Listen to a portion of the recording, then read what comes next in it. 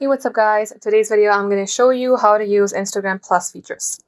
So Instagram Plus is an official optional paid subscription tier from Meta itself.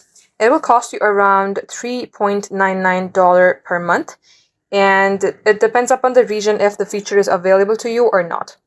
So in my case, the feature is not available, but you can go ahead and search it for yourself. Tap on 3 bar icon, and you will be able to see the option of subscription. If you don't see it here, you can also search for subscription. So creator subscription is different from that subscription. So if you have the subscription, you may go ahead, pay for it, and then you will be able to use it.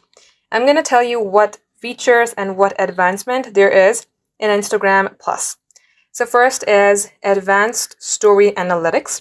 When viewing your own story analytics, the app shows an aggregate rewatch count. It will not display who did it to protect their privacy, but it will display the exact number of times your content was relayed.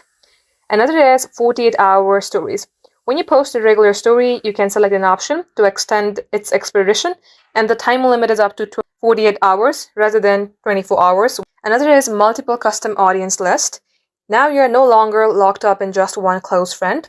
You can simply go to your profile, then select settings, and then from here, find audience list and create multiple custom distant group, maybe like family, work, co-workers, or superfans. And likewise, you can also change the profile grid and layout upgrades. Subscribers can pin up to 60 posts on top of their profile grid instead of just 3 standard post limit. And likewise, you can also get super hearts, meaning direct messaging or reacting to someone else's story will display a unique animated super heart reaction that will visually pops out compared to standard free emoji. So these are all the features that you can get with Instagram Plus. Thank you for watching.